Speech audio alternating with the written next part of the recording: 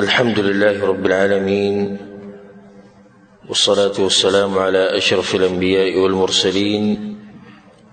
نبينا محمد وعلى آله وصحبه أجمعين. أما بعد، الله سبحانه وتعالى بتوفيق سرا سوالاتو أو د جواباتو دا مبارك نشست شروكو دا غينا مخكي وسو أهم تنبيهات. اولنی مسئله یا اولنی تنبیه چې هغې ته ما اشاره کړې مو په هغه بیان کې چې د عالم نه د سوال کولو ادب او هغه ده چې لازم نه ده چې ته به یو سوال وکړې او د هغې جواب تا ته په هغه ټیم میلاو شي. د جواب نه میلاوېدو ډېرې وجې کېدی شي، خو یو غټه وجه دا ده چې کېدی شي دغه کم عالم نه چې ته تپوس کې هغه مصروفه یې. زموږ دا عوام چې کوم دي په دوی کې دا کار دی چې تپوس یې وکړو نو په ټیم به جواب ورکړې، او که دې ورنه کړو نو یا د باندې بدګماني کوي یا دا چې تعلیم نه یې، ځکه دې جواب ورنه کړو. نو دا کوم ملګري چې سوالونه کوي کاغه انټرنیټ مواقع تواصل چې کوي باغې باندې کوي یا په ټلیفون باندې یا مخامخ، نو د هغې جواب کیدی شي په ټیم میلاو شي او کیدی شي وروسته میلاو شي، او کیدی شي چې هیر شي او د سره میلاو نه شي، دا هم کیدی شي. نو ښه ګمان به ساتئ همیشه. او زما نه شخصي چې څومره سوالونه کېږي که زه تاسو ته هغه بیان کړم نو کیدی شي تاسو بې یقین هم رانه شي، که هغه په هره طریقې سره وي. هغه ټول جوابونه ورکول دا ناممکن خبره، او زه خپل ځاني حتی الوسع کوشش دا کوم چې زه چاله جواب ورنه کړم یا فتوا ورنه کړم. او د هغې اولنۍ وجه هغه دا ده چې فتوا ورکول جواب ورکول دا ډېر غټ کار دی. لکه څنګه چې شریعت نه دا خبره ثابته ده چې مفتي چې کله یو جواب ورکړي نو دی ذمهوار دی د قیامت په ورځ، الله به دې تپوس کوي د دې. نو د هغې د لاسه دې جواب او دې فتوې ته دې ته د انسان زړه هم داسې نه کېږي خاص. دویمه وجه دا ده چې زموږ د دین مشران هم داسې وو، لکه صحابه کرام به په یو مجلس کې کېناستو نو د اولني نه به چا سوال وکړو، هغه به دی به جواب درکړي، هغه بل به دی به درکړي، دی به درکړي، اخر کې به سوال بیا کس ته راوګرځېد او چا نه چې شی و. حالانکې ښه پوه خلک وو، دا نه چې د هغوی سره علم نشتی یا نه پوهېدو په دې مسله پوهېدو، خو کوشش به دا و چې دا بل جواب ورکړي. چېرته الله به مخکې ذمهوار نه شو، غلطي خو د انسان نه کېدی شي، او انسان ته انسان هم په دې وایي چې په ده باندې نسیان راځي، خطا پرې راځي. نو د هغې د لاسه ډېر کوشش نه کوو د دې خبرې. درېیمه دا چې الحمدلله نور هم حق پرست علماو ډېر شی شتي، نو د هغو نه یې تپوس وکړی شي، خو چې دا ذمهواري یو کس ته په غاړه نه شي. په عکس د بعضو عوامو ملګرو چې هغوی د یا عوام نه، په عکس د بعض عوامو او د بعضو مولیانو چې هغوی د سوال ته څه خوشحالي چې چا زما نه تپوس وکړی بس سم ورته خوشحالي. بیا که جواب هر څنګه ورکو، که غلط و که صحیح و که تحقیق یې کړی و که نه یې وکړی، بس دغه دی چې جواب ورکړي او خلک صفت وکړي چې بھئی پلانی صاحب، امیر صاحب، مولانا صاحب، مفتی صاحب ډېر پوهه دی، جواب یې راکړو ماله. خو بیا موږ کوشش کوو د خپل وس مطابق چې دې وروڼو ته جوابونه ورکړو، ځکه چې زمونږ خلک علماو ته ډېر ضرورت لري. وجه خو یو دا دی چې د عوامو د علماو سره رابطه داسې په اسانۍ سره نه کېږي، ډېره کمه کېږي. نو هغو ته ډېرې مسلې راځي او د علماو سره رابطه هغې کمزوري. بله دا چې داسې ډېر علما او مفتیان زموږ په معاشره کې شتي چې هغه د خپلو خواهشاتو مطابق فتوې ورکوي. نو انسان مجبور شي چې دی لګیا د خواهشاتو مطابق لګیا فتوې ورکوي او قیل او قال کې پروت دی. راشه ترې خلکو ته حق بیان کړه او حقه خبره ورته وښایه.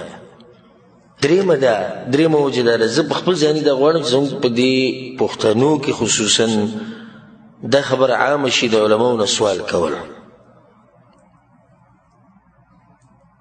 زموږ خلک سوالونه نه کوي، یا د دې د لاسه چې دا سوال کول باندې ورته ځان سپک ښکاري. ډېر ورته ځان په دې باندې سپک ښکاري، یعنې زه دومره غټه ګیره مې ده، دومره غټ مسواک په جیب کې ګرځوم، زه به اوس تپوس کوم څوک یې به زه او په تبلیغ کې 3 ورځې ګرځېدلی یم او د اردو کتاب را سره په کور کې پروت دی هغه وایم، نو زه به نن تپوس کوم. بله دا چې د بعضو مولیانو د عوام یې او د سوال ته یې نه کړي، سوال به نه کوي د عالم نه، به چې څه وي به هغې عمل کوه، چې په کوم باندې پوه نه نو چې څنګه د ښه ښکاري هغې شانې کوه، ته پوه شه او کار دې پوه شه. نو دا ښه طریقه ده چې کله عوام د عالم نه سوال کوي د تعلیم دپاره. دا مخکې موږ دا خبره بیانه کړې ده چې د سپکاوي او د ځان ښوو دپاره او د عالم د تنګولو دپاره نه، د علم د زده کړې دپاره سوال کول دا یو ښه طریقه ده. بله اهمه تنبیه هغه دا ده چې موږ الحمدلله خپله غاړه ازادي کړې ده چې کله هم چاته حق ورسېدو او صحیح جواب میلاو شي زما په خوله باندې، دا به محض د الله سبحانه وتعالی توفیق او د هغه له طرف نه وي، او که چېرته به غلطه خبره وکړه دا به زما له طرف نه وي. والله ورسوله منه بریئان، الله او د الله رسول به د هغې نه بري. او که چا ماته زما غلطي وښوه چې ستا په دې مسله کې دا غلطي ده، دې ځای کې ته خطا شوی، نو زه ورله تندی ښکلوم او شکریه ادا کوم او بیا د هغه خپلې غلطۍ اقرار به هم کوم او ښه به ملګرو ته او مسلمانانو ته ښه مخامخ وم چې زه په دې مسله کې خطا شوی وم. او الله سبحانه وتعالی دغه صفاتونه موږ لرې ساتي چې یو سړي ته دا خبره ګرانه شي چې زه خطا شوم. لکه ته څوک یې؟ غټ علما خطا شوي، ته نن ستا په خوله دا ټکی نه راځي چې زه خطا شوم، نو خطایي راتلی شي او چې خطا راغله او زما له طرف نه یې، الله او د الله رسول به د هغې نه بري، خطا نسبت به هغو ته نه کي. او چې به کومه مسله نه پوهېږو هم ښه واضح وایي په دې مسله باندې ما د څه پته نشته، تحقیق به وکړو، تپوس به وکړو، وبه ګرځو په دې مسله پسې، که جواب میلاو شو در به کړو. نو دا یو څو اهم تنبیهات دي د دې نشست شروع کولو نه مخکې، د دې سوالات جوابات د شروع کولو نه مخکې. بله یو تنبیه هغه دا ده چې ټولو ورونو او خویندو ته د هغه که په هره طریقه باندې سوال کوي او موږ ته رارسي چې سوال داسې سوالي چې د هغې فایده یي دنیوي او که اخروي، هسې پالتو سوالونه کول نه یي پکار. لکه دا یو سړی چې د سوال وکړي سړي له پې خندا م ورځي اوس ده ته څه ووایو. لکه یو سړي تپوس وکړو وي د هډوکې په ما نه تپوس کوي د هډوکې چې سړی په خوله باندې خوري دې څه حکم دی؟ نو چې په خوله یې نه خوري بله څه لارې شتي؟ اوس زه د په دې سوال نه یم پوه چې د څه مطلب، خو دا سوال یې کړی چې ما هډوکې خوړو په خوله، نو چا راته ووایي چې نه، نو دا هډوکې خوراک په خوله باندې دې څه حکم دی؟ دا څه سوال شو؟ لکه امام ابو حنیفه رحمه الله مبارک راځي چې هغه یو پیر خپلو شاګردانو ته درس کو او په دې خپو باندې دړو نو د خپې غځولې وي. هغه ډېر د اسلام او د دین به ډېر قدر کوو، دومره اوچت انسان اگر که خپې هسې هم وغځي څه حرج پکې نشتي، خو دا یو ادب و چې دین به بیانو نو خپې به نه غځولې. او موږ نن سبا عالم به راته ناستي، استاذ به ناستي، مشر به ناستي، د هغه د خولې ته هم د خپې غځولې. نو بیا یو کس را ننوتو د هغه د مجلس ته د علم د مجلس ته او سم پټکی واله او چوغه یې اچولې ده او سم داسې یو ځان یې سم ټیسته به چې بس دا یو غټ مفتي راکوز شو د اسمان نه. چې راننوتو مجلس ته امام صاحب ویلي امام صاحب د خپې راټولې کړې وي که څه ډېر لکه کیدای شي عالمي کیدای شي بل څه الله ولې مقام ورکړی په دین کې د شکل نه سړی داسې ښکاري نو د هغه تکلیف د لاسه هغه خپې راټولې کړې بیا چې کله مجلس ختم شو امام صاحب وی که څوک سوال کوي وی که نه هغه امام صاحب زه سوال کوم وی څه سوال دی وی د روژه ماتي وخت څه دی یعنې چې روژه به کله ماتې و دا معقول سوال دی چې د روژه نیو څه ټایم دی ماتولو څه ټایم دی نیو ټایم دی چې سهار راوخیږي او ماتېدو ټایم دی چې نور ډوب شي امام صاحب ورته چې کله نور ډوب شي نو بیا به روژه ماتوي وی که نور ډوب نه شي نو بیا امام صاحب فی وغځولي په موږ دی چې دومره تکلیف تېر کړو دا غټ پټکۍ دی اچولی موږ دې په دغه کې واچولو چې بیا څوک کومه بلا ګورې راغله او ستا سوال دا دی که نور ډوب نه شو نو بیا نو سوال داسې مفید سوال کول پکار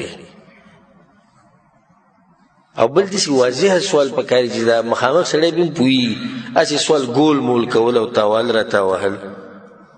نه د دې نه ځان ساتل پکار دی الله سبحانه تعالی نه دا دعا غواړو الله سبحانه تعالی دا سوال کوو چې الله سبحانه تعالی موږ له توفیق راکړي دین د زده کړي او په موږ کې د الله جذبه پیدا کړي چې موږ دین زده کړو او الله سبحانه تعالی ما له توفیق راکړي چې حق بیان کړم او الله سبحانه تعالی ما له توفیق راکړي چې قرآن او حدیث په رڼا کې مسلمانان پوه کړم اولنی سوال دا ورور کړی دی چې زمونږ په علاقه کې ډېر خلک سړي او ښځې هغوی قبرونو له ځي او هلته لمونځونه کوي او هلته سجدې لګوي او هلته دا قبرونه ښکلوي او بعض پکې د هغه مولیانو پیرانو خپې او لاسونه ښکلوي کومو ته چې هغوی اولیاء الله وي نو آیا په دین کې داسې څه شته د قرآن او حدیث په رڼا کې د هغې سره په دې سوال کې بل سوال کړی دی چې آیا رسول اسلام د خپل مور او د پلار د قبر زیارت کړی دی او که نه جواب دی دی وبالله توفیق چې مونځ کول په مقبره کې او د قبرونو په خوا کې او سجده لګول هلته او دعاګانې غوښته د قبر په خوا کې او قبرونه ښکلول دا یو ناروا کار دی او دا ذریعه ده د دې چې انسان شرک ته ورسوي لکه دې وخته پورې لا شرک نه دی شوی تا رسولی شي شرک ته په شریعت کې داسې ډېر کارونه دي چې هغه د دې د لاسه منع شوي دي چې د هغې نه دروازه کولوېږي یو بل غټ حرام کار ده نو اوس یو سړی د هغه دا وایي چې زه په مقبره کې مونځ کوم د الله دپاره حالانکې شریعت منع کړی دی چې مقبره کې مونځ نه کوي نو چې یو سړی په مقبره کې مونځ د الله دپاره کوي نو بیا ولې منع جواب دا دی چې کوم سړی د قبر په خوا کې ولاړې مونځ کوي او د قبر په خوا کې دعا غواړي په جومات کې نه غواړي په جومات کې مونځ نه کوي نو غالبا خبره دا ده چې د دې سړي په زړه کې د دې قبر په باره کې څه شتي هسې ده د جومات نه دی پرېښودی چې تله د قبر د پلاني صاحب د قبر په خوا کې دی ولاړی دعا غواړي صحیح د دعا د الله نه غواړي اوس دې پورې موږ وایو چې دې شرک درجې ته لا نه دی رسېدلی د دعا دی د الله نه غواړي سجده م الله ته لګوي مونځ هم د الله دپاره کوي خو دې قبر نه چې دی ځي نو په دغه ځای کې څه چل دی نو ځکه به دې هلته دا کارونه نه کوي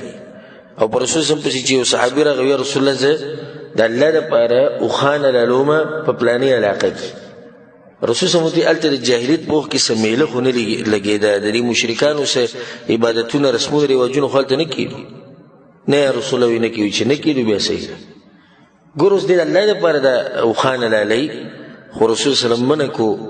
که هلته چېرته داسې کار د مشرکانو کېږي نه ته به نه ځې او که نه کېږي بیا صحیح ده دا ولنۍ مسله شو ښه که دې دا مونځ والعیاذ بالله د دې قبر والا دپاره کوي او د سجده هغه ته لګوي او د هغه نه یې قبله جوړه کړي او د هغه نه دعاګانې غواړي نو بیا خو په دې کې شک نشته چې دا کفر او شرک دی او انسان د اسلام نه خارج کوي. او غالبا خلک چې د درګاهونو ته ځي او د دربارونو ته ځي او د قبرونو له ځي زمونږ په دې ملکونو کې زمونږ په دې علاقو کې هغوی هم د دې بابا نه غواړي، هغوی د سجده هم دته لګوي، هغوی قبلم د قبر ګڼي. او موږ په خپلو سترګو باندې په مسجد نبوي کې لیدلي دي چې هغوی د رسول صلی الله قبر ته مخ کړی او قبلې ته یې شا کړي او دعاګانې غواړي او منځونه کوي. په منځونو ما لیدلي. نو اوس قبله ګوره کم طرف ته ته ولاړ کم طرف ته نه وي، زموږ د قبلې سره څه کار دی؟ زموږ کار خو د قبر سره دی. او دا صوفیه او قبر پرست خلک د دوی ټول دین د قبر په خواوشا کې تاویږي راچاویږي بس. په صحیح بخاري صحیح مسلم کې دا حدیث دی د عائشه رضی الله عنها وی چې رسول صلی الله دا خبره کړې ده فی مرضه الذي لم يقم منه، په هغه بیماری کې دا خبره کړې چې د هغې نه رسول صلی الله راپاڅېدلی نه و، یعنې دنیا نه تللی. لعن الله اليهود والنصارى اتخذوا قبور انبیائهم مساجد. الله لعنت دی په یهودو او په نصاراو باندې د پیغمبرانو د قبرونو نه جوماتونه جوړ کړي وو. نو د قبر نه جومات جوړول دا نه دی چې په قبر کې دننه جومات جوړ کړی، د قبر نه جومات جوړول دا دی چې د هغې په خواوشا کې منځونه کېږي او هلته میلې لګي او هلته دعاګانې غواړي. نو رسول صلی په دا خلکو باندې لعنت ویلی. عایشه رضی الله عنها وی لولا ذلك ابرز قبره غیر انه خشي ان يتخذ مسجدا. وی که دا یره نه وی کنه نو د رسول صلی الله علیه وسلم د قبر به هم نن ښکاره وی. خدای د دې داسې الله سبحانه وتعالی پټ وساتو چې د دین هم خلکو جومات جوړو. او که دا قبر کولا وی او زمونږ دا خلک وی دا کوم چې د قبرونو وبرونو سره محبت ډېر ساتي او دا صوفیه استاد څه خیال دی قبر سره څه چل کوو؟ نو دې دلاسې دا کار چې دا حرام دی. دغه شان شریعت د دین هم منع کړی دی چې قبر پخول، په قبر باندې لیکل کول، په هغې باندې آبادي جوړول، هغه ښایسته کول د دین شریعت منع کړی دی. نو قبرونه چې زما ټول ته نصیحت دی چې قبرونه هغه قبرونه جوړوي چې هغه اسلامي او شرعي قبرونه یو لیش چې دا قبر د ځمکې نه اوچت وي د دې دپاره چې صرف پته لګي چې دا قبر دی او خاورې به واچو له پاسه به کاڼي واچو چې دا قبر لږ مضبوط او خبره ختمه شو. مخې ته دا قبر دننه څنګه دی دا اهمه مسله ده او هغه ښایسته کېږي او بدیږي د دې انسان په عمل سره. نو که ته یو سړی روالې او په مدینه کې خښ کې او په مکه کې خښ کې او د ده عقیده خراب او د ده عمل نه وي هېڅ فایده ورله نه ورکوي. او چې عمل یي که نه او زناور یې وخوري او د زناورو د خېټې ته لاړ شي الله سبحانه تعالی به یې جنت ته بوځي. نو دا اهمه مسله ده. د دې نه بعد بیا په دې سوال کې دا مسله ده چې هلته دوی لاسونه ښکلوي د دې مولیانو او پیرانو، د دې څه حکم دی؟ جواب ده چې دا کم چې موږ یینو نو هغوی صرف لاسونه نه ښکلوي بلکې سجدې ورته لګوي او ټیټېږي ورته. دا ټیټېده دا سجدې لګول دې کې هېڅ شک نشته چې دا حرام کار دی او سجده د عبادت لپاره لګول دا کفر دی، انسان د اسلام نه وباسي. او تاسو به ډېر لیدلي نن سبا دا ویډیوګانې چلېږي دا خپې وله ښکلوي یو شی به نه به یې ګیرې نه به یې برید او بس ځان نه به سم دغه جوګې تسبیح ورسره په لاس کړه نور ورته به قدمونو کې پرېږدي دا ولي الله دی. که سړی څومره به اوچت شو هغه ته سجده لګول هغه ته ټیټېده د دې نه شریعت منع کړې ده. لاس ښکلول او تندی ښکلول د یو عالم او د یو داسې انسان چې د هغه مقامي د عزت او د احترام د لاسه د جایز دي، خو په دې شرط چې دا سړی د دې د لاسه تکبر کې نه راځي، دغه شان فتنه ورته نه جوړېږي او درېیم هغه دا نه غواړي خو د خلکو سره محبت دی د هغې سره هغه تندی ښکلوي یا له لاس ښکلوي نو دا به جایز انشاءالله. په هغې باندې هم دلایل شته په شریع کې. دغه شان د مور پلار تندی ښکلول، د مور پلار سر ښکلول، د هغوی لاسونه ښکلول، د هغوی قدمونه ښکلول، خو په شرط دی چې هیئت سجدې یا د رکوع دا نه جوړېږي، دا هم انشاءالله جایز دی. خو دا مولیان چې کوم دي دا کوم چې به د قبرونو سره ناست دي او د دوی خپې لاس تندي دا په یو حال کې ښکلول نه دي جایز، په یو حال کې ښکلول نه دي جایز ځکه چې دا بدعتیان دي. او لکه څنګه چې دا مشهوره وینا ده د سلفو من وقر صاحب بدعه فقد اعان على هدم الاسلام. څوک چې د بدعتي سړي عزت کوي نو د اسلام نړوي، د اسلام لګیا د اسلام ختموي ځکه چې د بدعتي عزت کې مطلب چې دی چې کوم کارونه کوي دا نوي نوي په اسلام کې دا صحیح دي هغه صحیح اسلام دې پرېښو هغه دې خراب کو د بدعتي انسان عزت بنه کې احترام بنه کې ته عزت او احترام کې مطلب چې لکه ته درته وایي چې استاد خبرې استاد کارونه صحیح دي یو مسله پکې دی ضرور دا تپوس لري چې آیا رسول الله صلی الله علیه وسلم د خپل مور پلار د قبر زیارت کړی ده او که نه کوم چې ثابت دي د رسول الله په حدیثونو کې په صحیح سند سره او په صحیح مسلم کې دا روایت دی د ابو هريره رضی الله عنه رسول الله وایي استأذنت ربي ان استغفر لامي فلم يأذن لي ما د الله نه اجازه وغوښتو چې خپل مور دپاره بخانه وغواړم الله ماله اجازت رانه کړو چې بخانه به ورنه غواړي واستأذنته ان ازور قبرها فأذن لي او ما ته اجازه وغوښتو چې د قبر زیارت کولی شم او که نه نو یې ماله اجازت راکړو چې قبر خواله یې تلی شي خو بخانه به ورنه غواړي او دا نه دي ثابت چې رسول سم د پلار قبر له چېرته تلی کوم چې صحیح ثابت دی هغه دی چې رسول سم د مور قبر له تللی او دا د مور پلار قبر له تله او هغوی دپاره دعاګانې غوښته چې مسلمانان او د توحید په عقیدې دا د مور پلار سره ښه کول دي والله اعلم د هغې نه بعد بل ورور دا سوال کړی دی چې د داسې سړي نه د غوښې اخیستو څه حکم دی چې د هغه په دوکان کې تعویضونه جوړني او یا هغه په خپله تعویضونه استعمالوي جواب د دې مسلې دا دی وبالله توفیق هغه اصل دا دی چې د مسلمانانو حلاله او د اهل کتابو حلاله ده حلاله ده د مسلمانانو حلاله چې یو څاروی حلال کړي د الله په نوم په شرعي طریقې سره ده حلال ده او دغه شان د اهل کتابو حلاله هم حلاله ده اگر که هغه یهود و نصارا دي خو الله سبحانه تعالی دا خبر په سورة المائده کې کړی وطعام الذين اوتوا الكتاب حل لكم دا غوی دا حلالي دا زموږ دپاره حلالي دي الا دا چې موږ ته پته ولګي چې دوی به د غیر الله نوم اخلي او یې په غیر شرعي طریقې سره حلالوي نو بیا به زموږ دپاره دا څه دا بیا حرامي اوس راځو دې مسلې له چې دا سړی چې په دوکان کې تعویضونه پراته دي او یا دې په خپله تعویضونه استعمالوي هلته دوکان کې هم تعویضونه ژوند کړي او ګاډو ته مې او څاروو ته مې او ماشومانانو ته مې او ښځو ته مې او لا نن سبا کې یو دا تصویر چلیږي د بجلۍ د موټر ته هم تعویض اچولی کې چې د دې دلاسه بجلۍ بل کم راځي او ناشنا حالات به ویني د دې خلکو تعویض اچول دا به دوه قسمه یو تعویض هغه تعویض دی چې د دې سړي په دا عقیده ده چې دا تعویض دا کارونه کوي کوم چې د دی غواړي او په هغې کې شرکي الفاظ لیکلي یا رسول الله یا فاطمه یا علی یا حسن یا حسین او بعضو پکې دغه لیکلي فرعون او حامان او قارون اوس د نیکانو خلکو نه کې غواړي یو سړی وایي زه دوی پکې ښه اعتماد دی وایي چې دا دومره نیکان دي چې د الله درجې ته یې رسولي دی دوی به دغه کړي خو فرعون کې پته چې لا فرعون نوم پکې سلی دی کې او د حامان او د قارون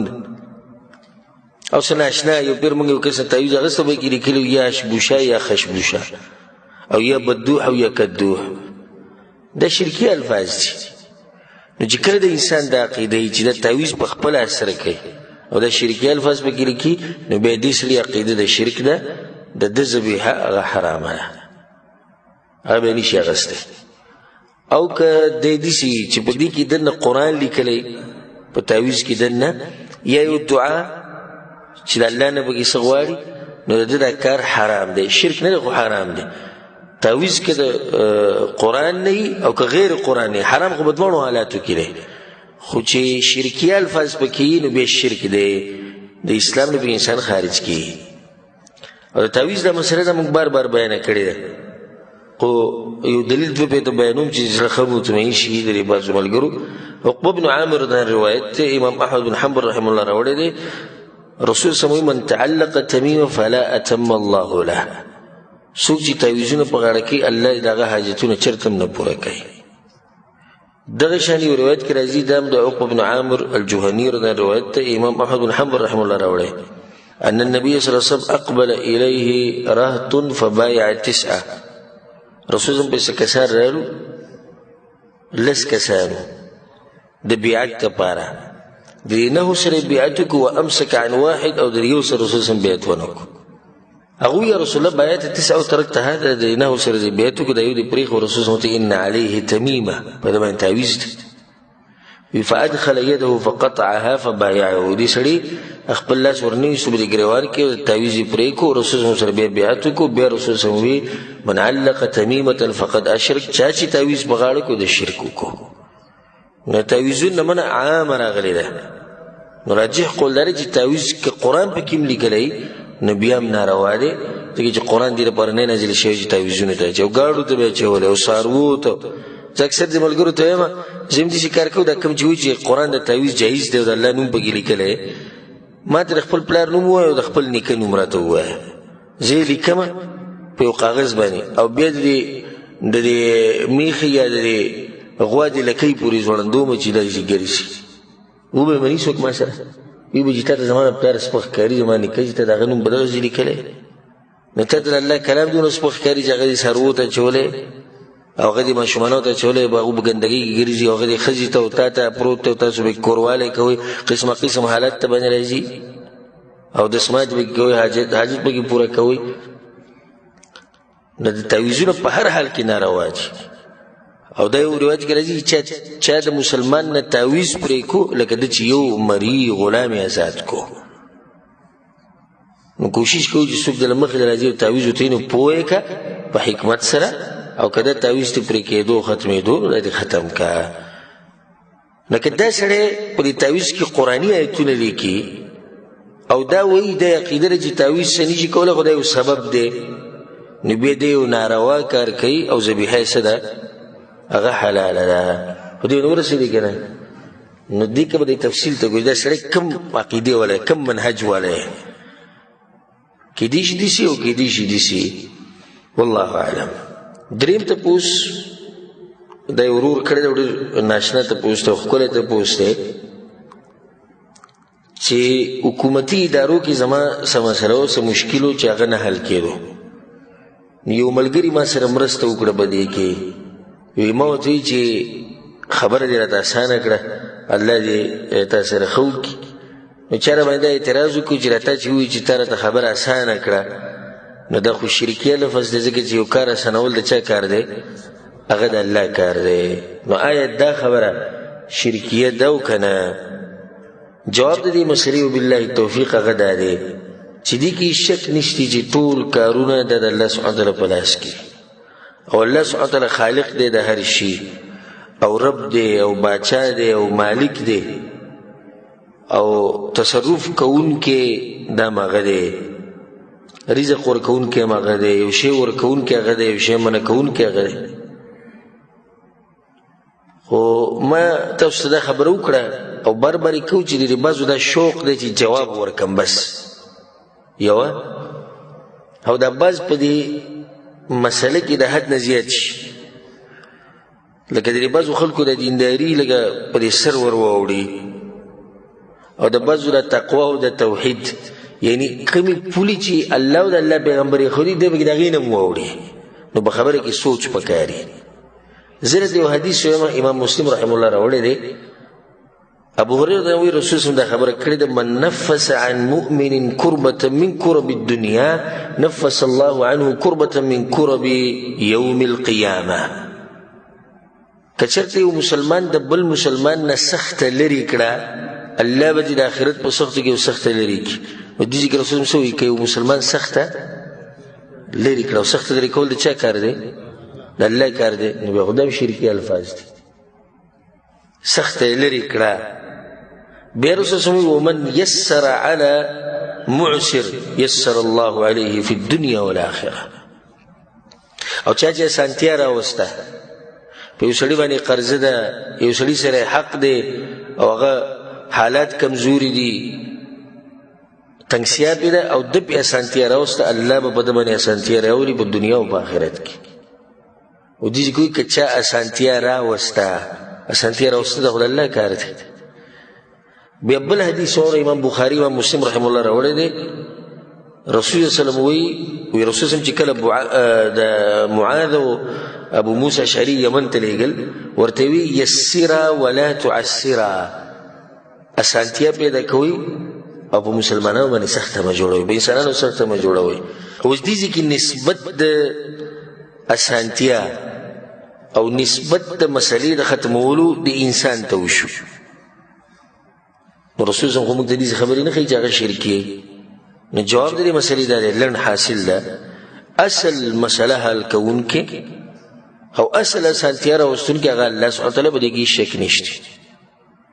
خو دا انسان پکې یو سبب دی. نو ته چې کله وایې چې پلاني زما دپاره دا کار آسان کو، نو ته دا وایې چې الله پکې دا یو سبب وګرځو، د ده په ذریعې سره الله دا کار آسان کو، نو دا جایز دی، په دې کې هېڅ حرج نشته. او ډېر خیال ساتئ په جواب ورکولو کې هسې ګرم ګرم کېږي مو جاري مسلې جواب ورکوئ. دا بعض کسانو ته چې توحید درس وکړي بیا چې مخې له سره راځي فتوی پې ورکوي، بعض ته چې د شرک مسله بیان کړي چې بس ورځي پې، او که چا د څه مسله بیان کړي هره مسله کې سوچ او فکر او علماو ته رجوع کول. یو کس موږ سره یو ورځ ناست و په مجلس کې راسره ناست و په کور کې، نو ما یې دا ایسي بند نه کړم، دا کمره یخه کړې یا هغه داسې قاري صاحب غونته کې و، قرآن ورته شریف یاد و. وایي چې تا چې دا خبره وکړې چې کمره د ایسي یخه کړې دا شرک نه دی؟ یخول او ګرمول دا خو د الله کار دی. نو ته څنګه وایې چې نو هغه ته ما وایي ته په دې مسله باندې پوه یې چې ته به څه باره کې تپوس کې لږ سوچ کوه، لږ فکر کوه. د یو مسلمان هم دا عقیده نه ده چې هغه دې دا وایي چې یعنی د پلاني شي یا د پلاني انسان دا کار وکړو بغیر د الله د طاقت نه، بغیر د الله د توفیق نه، بغیر د الله د تقدیر نه،